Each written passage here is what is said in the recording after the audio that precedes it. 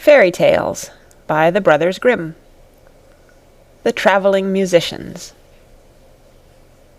An honest farmer had once an ass that had been a faithful servant to him a great many years, but was now growing old, and every day more and more unfit for work. His master, therefore, was tired of keeping him, and began to think of putting an end to him, but the ass, who saw that some mischief was in the wind, took himself slyly off, and began his journey towards the great city.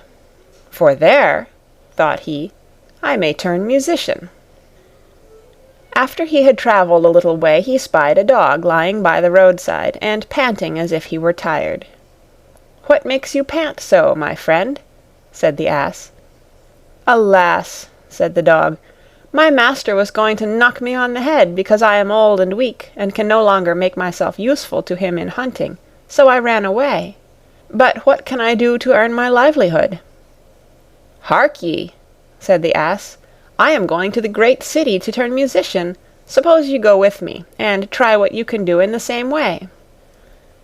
The dog said he was willing, and they jogged on together. They had not gone far before they saw a cat sitting in the middle of the road, and making a most rueful face. "Pray, my good lady," said the ass, "what's the matter with you? You look quite out of spirits."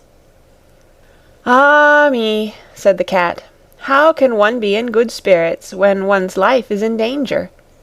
Because I am beginning to grow old, and had rather lie at my ease by the fire than run about the house after the mice. My mistress laid hold of me and was going to drown me, and though I have been lucky enough to get away from her, I do not know what I am to live upon." "Oh," said the ass, "by all means go with us to the great city. You're a good night singer, and may make your fortune as a musician." The cat was pleased with the thought, and joined the party. Soon afterwards, as they were passing by a farmyard, they saw a cock perched upon a gate, and screaming out with all his might and main. "Bravo," said the ass. "Upon my word, you make a famous noise. Pray, what is all this about?" "Why," said the cock, "I was just now saying that we should have fine weather for our washing day, and yet my mistress and the cook don't thank me for my pains, but threaten to cut off my head tomorrow, and make broth of me for the guests that are coming on Sunday." "Heaven forbid," said the ass. "Come with us, Master Chanticleer. It will be better, at any rate, than staying here to have your head cut off. Besides, who knows, if we care to sing in tune, we may get up some kind of a concert. So come along with us." "With all my heart," said the cock. So they all four went on jollily together. They could not, however, reach the great city the first day, so when night came on they went into a wood to sleep.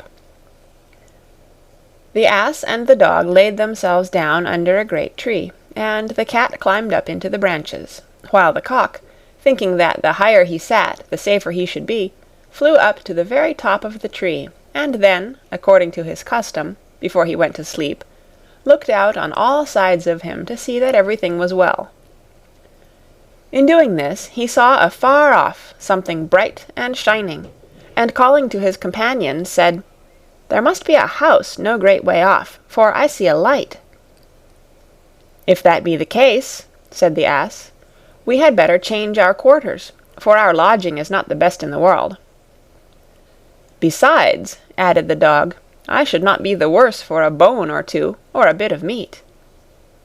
So they walked off together towards the spot where Chanticleer had seen the light, and as they drew near, it became larger and brighter, till they at last came close to a house in which a gang of robbers lived. The ass, being the tallest of the company, marched up to the window and peeped in. "Well, donkey," said Chanticleer, "what do you see?" "What do I see?" replied the ass. "Why, I see a table spread with all kinds of good things, and robbers sitting round it making merry." "That would be a noble lodging for us," said the cock. "Yes," said the ass, "if we could only get in." So they consulted together how they should contrive to get the robbers out, and at last they hit upon a plan. The ass placed himself upright on his hind legs, with his forefeet resting against the window. The dog got upon his back. The cat scrambled up to the dog's shoulders, and the cock flew up and sat upon the cat's head.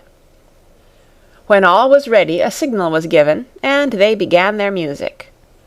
The ass brayed, the dog barked, the cat mewed, and the cock screamed, and then they all broke through the window at once, and came tumbling into the room amongst the broken glass, with a most hideous clatter.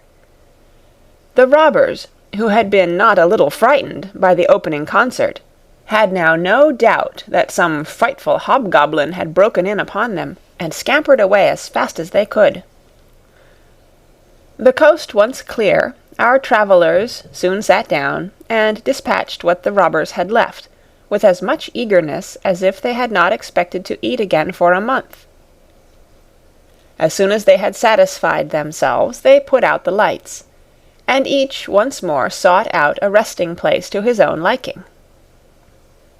The donkey laid himself down upon a heap of straw in the yard. The dog stretched himself upon a mat behind the door. The cat rolled herself up on the hearth before the warm ashes, and the cock perched upon a beam on the top of the house, and as they were all rather tired with their journey, they soon fell asleep.